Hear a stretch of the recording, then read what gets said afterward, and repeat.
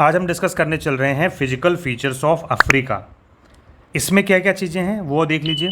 देखिए, अगर हम बात करते हैं अफ्रीका की, तो अफ्रीका का जो मैक्सिमम रीजन है वो प्लेटुअस है। प्लेटुअस का मतलब क्या है? वो पठारी क्षेत्र है। मैक्सिमम रीजन क्या, लगभग लगभग पूरा का पूरा अफ्रीका ही कैसा है? प्लेटुअस है। इसको हम बहुत सारे छोटे छोटे स्मॉल प्लेट्यूज में डिवाइड करके इसकी स्टडी कर सकते हैं, जिसमें से अगर हम बात करते हैं सबसे पहले इथियोपियन हाईलैंड। ये प्लेटुअस रीजन एबिसिनियन प्लेटू के नाम से भी फेमस है। क्यों? क्योंकि एबिसिनियन सिविलाइजेशन, एबिसिनियन सभ्यता यहाँ पर डेवलप हुई थी, यहाँ पर विकसित हुई थी। इसी वजह से इथियोपियन हाईलैंड को एबिसिनियन प्लेटू भी कहते हैं। क्यों? क्योंकि यहाँ पर एबिसिनियन सिविलाइजेशन क्या हुई थी? डेवलप हुई थी। अगर आप इसकी लोकेशन देखना चाहोगे तो ये रहा इथियोपिया के आसपास। तो ये है इथियोपियन हाईलैंड्स। हाईलैंड्स मतलब ऊंचा, उठा हुआ भाग, मतलब पठारी क्षेत्र। तो ये है आपका इथियोपियन हाईलैंड्स।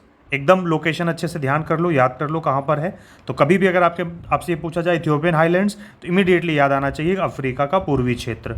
कौन? जो अरबियन पेनिनसुला के पास में है। इधर अबिसिनियन प्लेट्यू कहाँ पर है? वो यही एरिया है।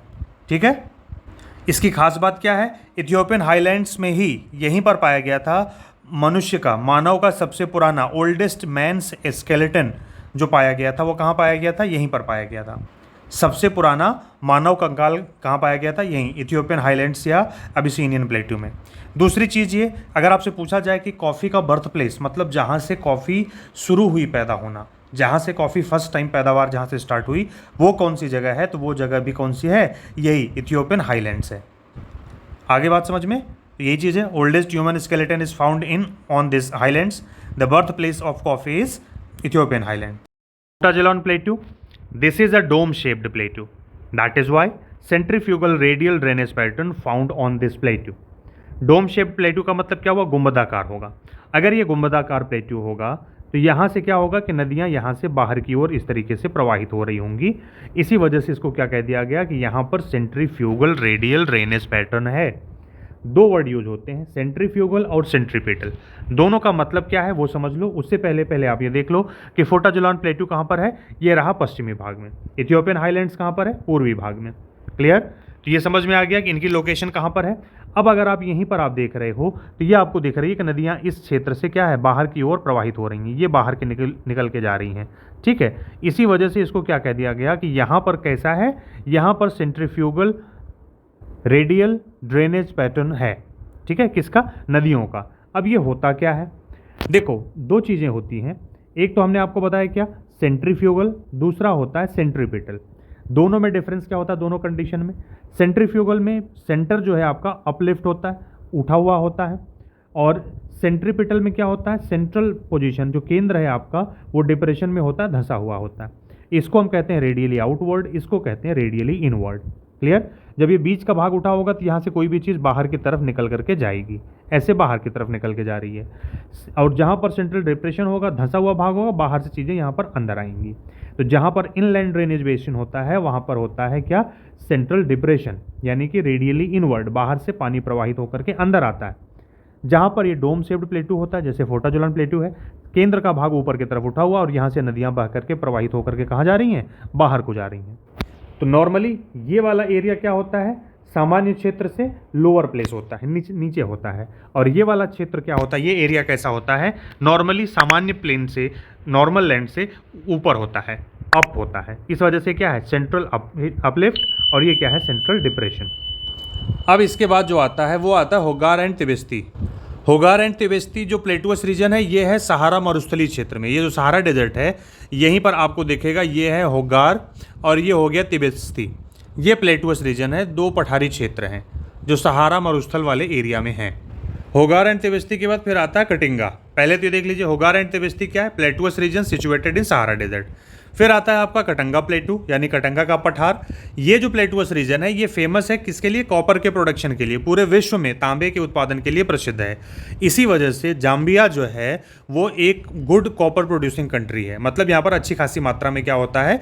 तांबे का उत्पादन होता है। कटंगा प्लेटू आपको ये दिखा, ये आप देख रहे हैं, ये है कटंगा प्लेटू। और इसी कटंगा प्लेटू का वेस्टर्न एक्सटेंशन है, पश्चिमी विस्तार है BIE, बी प्लेटू। जो आपकी जॉम्बेजी रिवर है जाम्बेजी नदी क्या है, वो इसी बी प्लेटू से ही निकलती हुए ये इधर जा करके मोजाम्बिक चैनल में अपना पानी गिरा देती है। और जाम्बेजी रिवर इतनी फेमस क्यों है, क्योंकि जाम्बेजी रिवर पर ही आप देख रहे हैं तो यहाँ पर ये विश्व प्रसिद्ध विक्टोरिया फॉल जो है वो यहाँ पर है, और इसी जाम्बेजी नदी पर आपका करीबा डैम और करीबा लेक बनी हुई है। ठीक है, और यहीं बी प्लेटू के बाद में अब आप जब इसके नीचे आ पाओगे तो यहाँ पर आपको दिख रहा है ये ग्रेट कारू, क्या है, ग्रेट कारू प्लेटू। इसी ये वेल्ड हाईलैंड्स के नाम से भी फेमस है। क्यों? क्योंकि वेल्ड घास यहाँ पर बहुत ज़्यादा होती है, इसलिए इसको वेल्ड हाईलैंड्स भी कहते हैं। तो जो वेल्ड जो घास है ये कैसी है, ये टेम्परेट ग्रासलैंड है। टेम्परेट ग्रासलैंड है तो ऑब्वियस सी बात है कि यहाँ पर कैटल रियरिंग होगी, तो ये शिप रियरिंग के लिए बहुत फेमस है, बहुत प्रसिद्ध है। कौन सा? ग्रेट कारू रीजन। ये ग्रेट कारू क्या है आपका, ये प्लेटुअस रीजन है। तो ये तो आपके इंपॉर्टेंट थे। बाकी कहने को तो यहाँ पर आपका ये भी दिख रहा होगा हुइला प्लेटू भी है, ये बी प्लेटू के ठीक एकदम साउथ में स्थित है। तो इसको देखिए क्या है ये, तो ये आपका हो गया B plateau. This is a western extension of Katanga plateau. Zambezi river originates from this plateau. Great Karoo क्या है, this is also known as veld. Veld में कहीं पर WELD, कहीं पर VELLD, आप देख लीजिएगा स्पेलिंग का। वेल्ड हाईलैंड है। This region is a temperate grassland known as veld. This region is famous for sheep rearing. भेड़ों के पालन के लिए बहुत प्रसिद्ध क्षेत्र है। कौन सा? ग्रेट कारू रीजन, जो कि आपका साउथ अफ्रीका में पड़ता है। हम बात करते हैं अफ्रीका के प्रमुख पर्वतों की, इंपॉर्टेंट माउंटेन्स ऑफ अफ्रीका। उसमें से सबसे पहले आता है एटलस। एटलस की अगर हम बात करें तो ये नॉर्दर्न अफ्रीका, उत्तरी अफ्रीका की एक पर्वत श्रेणी है जो कहाँ कहाँ पर सिचुएटेड है, मोरक्को, अल्जीरिया, ट्यूनीशिया, यहाँ तक ये फैली हुई है।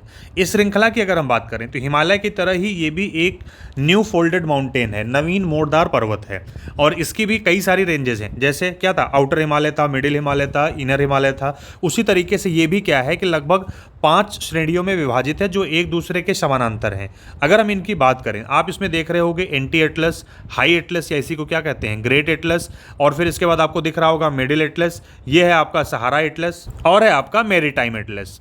तो ये कैसा है, ये एक वलित पर्वत का क्या है, उदाहरण है। इसका निर्माण जो है, ये एटलस माउंटेन का जो फॉर्मेशन है ये हुआ है अल्पाइन युग में। और एटलस पर्वत की जो सबसे ऊंची, जो सर्वोच्च चोटी है वो है टोबुकोल। क्या है? टोबुकोल। ये आपको दिख रही होगी माउंट टोबुकोल। इसकी हाइट है 4165 मीटर, और ये हाई एटलस जो है इसी का एक पार्ट है। ग्रेट एटलस या हाई एटलस कह लो, इसी की एक चोटी है। और ये जो हाई एटलस है या ग्रेट एटलस, ये कहाँ पे सिचुएटेड है, अगर आपसे ये पूछता है तो आप इसका जवाब दोगे कि ये मोरक्को में सिचुएटेड है। वही चीज़ हमने आपको ये बताई। क्या है एटलस? क्या है? एक न्यू फोल्डेड माउंटेन है अफ्रीका का, हिमालय की तरह ही। इसकी कई सारी रेंजेस हैं, एंटी एटलस है, सहारा एटलस है, ग्रेट एटलस है, या हाई एटलस है, मिडिल एटलस है, मैरीटाइम एटलस है। ठीक है, अब इसके बाद आगे बढ़ते हैं तो ये अगली आती है माउंट किलिमंजारो। माउंट किलिमंजारो को माउंट कीवो के नाम से भी जानते हैं, इस नाम से भी ये फेमस है। ये कहाँ पर सिचुएटेड है, तो ये स्थित है तंजानिया में। और अगर इसकी हाइट की बात करें तो ये 5895 मीटर इसकी हाइट है। और इसके साथ ही साथ आपको ये बता दें कि माउंट किलिमंजारो जो है ये अफ्रीका की सबसे ऊंची पर्वत चोटी है।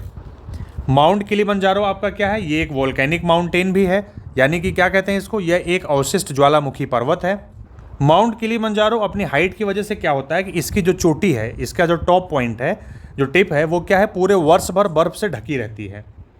तो इसकी चोटी बर्फ से ढके होने की वजह से क्या होता है कि ये इस तरीके से, जैसे मान लीजिए इसका टिप क्या है, बर्फ से ढका हुआ है पूरे टाइम, ठीक है, बर्फ जमी हुई है। तो इसी वजह से इसको क्या कहते हैं, मून माउंटेन के नाम से भी ये फेमस है। तो माउंट किलिमंजारो क्या है, एक मृत ज्वालामुखी पर्वत है। इसकी ढाल पर, जैसे पर्वत अगर आप देख रहे हैं, ये हो गया माउंटेन, तो माउंटेन की ढाल पर, इसकी किलिमंजारो की ढाल पर ही किसकी खेती की जाती है, कहवा की खेती की जाती है। इसी के ठीक ऊपर आपको दिख रहा होगा ये माउंट केनिया, जिसकी ऊंचाई कितनी है, 5199 मीटर। ये अफ्रीका की सेकंड हाईएस्ट पीक है। फर्स्ट कौन सी हो गई, माउंट किलिमंजारो, तो सेकंड हाईएस्ट पीक कौन सी हो गई, माउंट केनिया। और ये माउंट केनिया भी क्या है, एक वोल्केनिक माउंटेन है, ज्वालामुखी से निर्मित पर्वत है। यहीं पर आपको दिख रहा है माउंट एल्गन। माउंट एल्गन जो है ये केनिया की चोटी है जो युगांडा की सीमा पर स्थित है, और ये एक अति सक्रिय ज्वालामुखी है। कैसा है, एक्टिव वोल्केनो है। किसकी बात कर रहे हैं, हम बात कर रहे हैं माउंट एल्गिन की। कौन सी, माउंट एल्गिन, ELGON। और यहीं पर आपको ये दिख रहा है माउंट कैमरून। कौन सा, CAMEROON, माउंट कैमरून। इसकी अगर हाइट की बात करें तो इसकी हाइट होगी लगभग 4070 मीटर। अगर हम इसके बारे में बात करें तो अफ्रीका का एकमात्र सक्रिय ज्वालामुखी पर्वत जो कैमरून के तटीय क्षेत्रों में क्या है, स्थित है, ये लौह भंडार की दृष्टि से महत्वपूर्ण है। माउंट कैमरून का जो समूहवर्ती ढाल है वो अफ्रीका का सर्वाधिक आर्द्र स्थान है। तो हमने जो डिस्कशन किया उसमें क्या है, माउंट किलिमंजारो कहाँ सिचुएटेड है, केनिया और तंजानिया के बॉर्डर पर सिचुएटेड है, हाईएस्ट माउंटेन है अफ्रीका का, अफ्रीका कॉन्टिनेंट पे सबसे ऊंची चोटी है और ये कैसी वोल्केनिक माउंटेन है। ठीक है, इसका आइस केप कहाँ पर रहता है, इसके टिप पर पूरे साल रहता है। इसी वजह से ये किस वजह से फेमस, किस नाम से फेमस है, मून माउंटेन के नाम से फेमस है। और फिर इसके साथ ही साथ हमने आपके साथ डिस्कस किया था माउंट केनिया का, कि सेकेंड हाईएस्ट माउंटेन है किसका, अफ्रीका का। अब यहीं पर आपको ये दिख रहा है, ये है मिटुम्बा माउंटेन्स।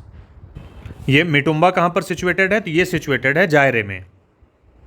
यहाँ से कौन सी रिवर निकल रही है, इससे कॉन्गो रिवर निकल रही है। फिर इसके बाद आपका आता है ड्रैकेंसबर्ग, ये आपको कहाँ पे दिख रहा है, ये है आपका साउथ अफ्रीका में। और ये कैसा है, ये एक ओल्ड माउंटेन है। किसकी बात कर रहे हैं, हम बात कर रहे हैं ड्रैकेंसबर्ग की। कहाँ सिचुएटेड है, साउथ अफ्रीका में। कैसा माउंटेन है, ओल्ड माउंटेन है। तो बात होगी किसकी, मिटुम्बा माउंटेन की। कहाँ सिचुएटेड है, जायरे में। कॉन्गो रिवर कहाँ से निकलती है, मिटुम्बा माउंटेन से। ड्रैकेंसबर्ग माउंटेन के बारे में बात करें तो ओल्ड माउंटेन है, साउथ अफ्रीका में सिचुएटेड है। अफ्रीका का अधिकांश भाग पठारी है, यहाँ पर्वत नहीं पाए जाते। अफ्रीका में मुख्य रूप से दो पर्वत स्थित हैं, ड्रैकेंसबर्ग पर्वत और एटलस पर्वत। अगर हम बात करते हैं अफ्रीका महाद्वीप पर स्थित ड्रैकेंसबर्ग पर्वत की, तो ये दक्षिण अफ्रीका में स्थित एक ओल्ड माउंटेन है। और अगर हम एटलस पर्वत की बात करें तो इसका विस्तार 3 देशों में है, जिसमें मोरक्को, अल्जीरिया और ट्यूनीशिया है। और यह एक न्यू फोल्डेड माउंटेन है, जैसे कि इंडिया का हिमालय है। एटलस पर्वत की सबसे ऊंची पर्वत चोटी की बात करें तो उसका नाम है माउंट ट्यूबकल। कहीं कहीं पर इसको बोला जाता है माउंट टोबुकोल। तो स्पेलिंग आई थिंक TOBUKAL है या KOL है। तो माउंट टोबुकल या माउंट टोबुकोल, इसकी ऊंचाई क्या है, 4165 मीटर है। अफ्रीका महाद्वीप पर एक ज्वालामुखी स्थित है, वो कौन सा है, वो है माउंट कैमरून। कहाँ स्थित है, वेस्ट में। और ये किसके लिए फेमस है, तो ये फेमस है लौह भंडार के लिए। आपको जूम करके दिखाता हूँ, यहाँ पर सहारा डेजर्ट एरिया में एक माउंटेन है, इसका नाम है आपका होगार या फिर अहागार माउंटेन्स। ठीक है, इसकी उपस्थिति यानी सिचुएशन इसका कहाँ पर है, अगर इसकी बात करें तो यह दक्षिणी अल्जीरिया के सहारा मरुस्थल में स्थित ज्वालामुखी उत्पत्ति वाली एक श्रेणी है। कौन सी, होगार या अहागार नाम से जानी जाती है, होगार माउंटेन्स या अहागार माउंटेन्स। एक आपका है, ये रहा लोमा माउंटेन। मैं जूम करके आपको दिखाता हूँ, ये है आपका लोमा माउंटेन्स। ये कहाँ सिचुएटेड है, तो ये गिनी और सियरा लियोन के क्षेत्र में प्राचीन मोड़दार पर्वत है। और इसका नाम क्या है, इसका नाम है लोमा माउंटेन। हम बात करने चल रहे हैं डेजर्ट्स की। अफ्रीका में डेजर्ट्स कहाँ कहाँ पर हैं, यानी कि मरुस्थल कौन कौन से हैं और कहाँ कहाँ सिचुएटेड हैं। उसमें नंबर 1 पर आता है सहारा डेजर्ट। वर्ल्ड का, पूरे विश्व का सबसे बड़ा मरुस्थल है ये। कहाँ सिचुएटेड है, अफ्रीका के उत्तरी हिस्से में।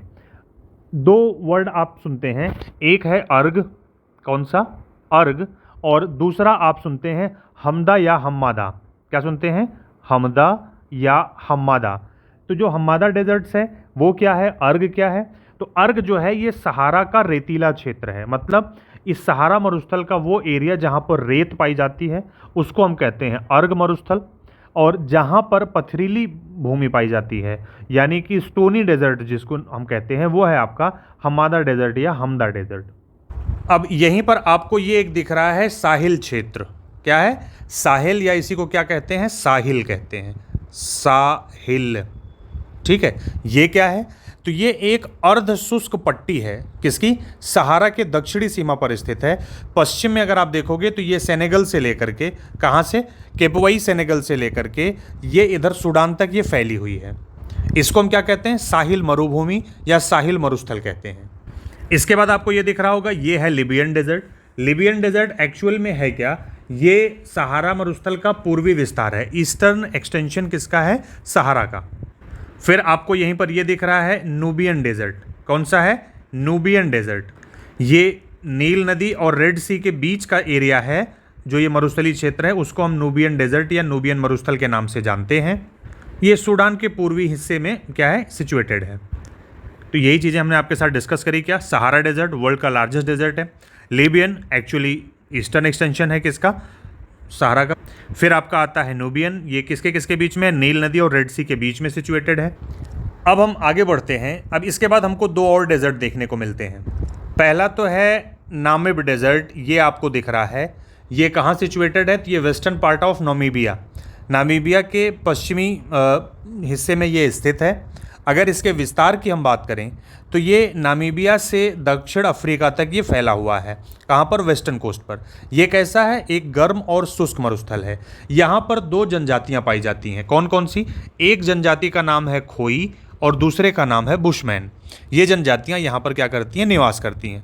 पशुपालन और हीरे के भंडार के लिए ये जो नामिब डेजर्ट है ये बहुत फेमस है। इसके बाद आपका आता है कालाहारी डेजर्ट।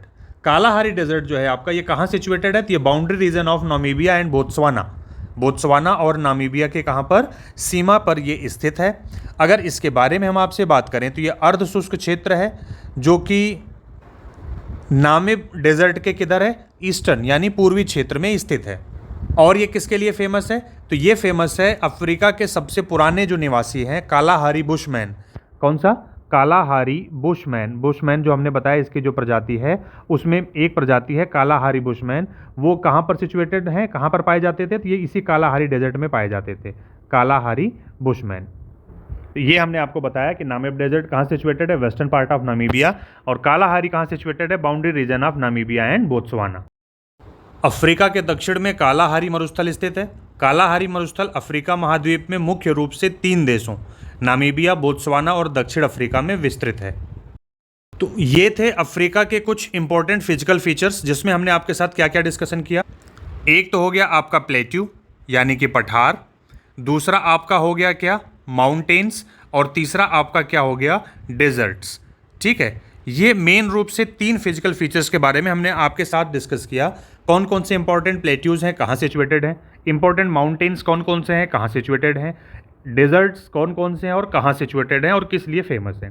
ठीक है, तो आज के इस वीडियो में इतना ही। फिर मिलते हैं अगले वीडियो में। तब तक आप देखते रहिए videos bye DRS maths and DRS toppers live. आप प्लेलिस्ट में जाइए, topic wise, chapter wise maths and geography के सारे वीडियोज आप देख जाइए। आपके जो भी डाउट्स, जो भी क्वेश्चन है, आप हमें कमेंट में पूछिए, हम आपको बताएंगे।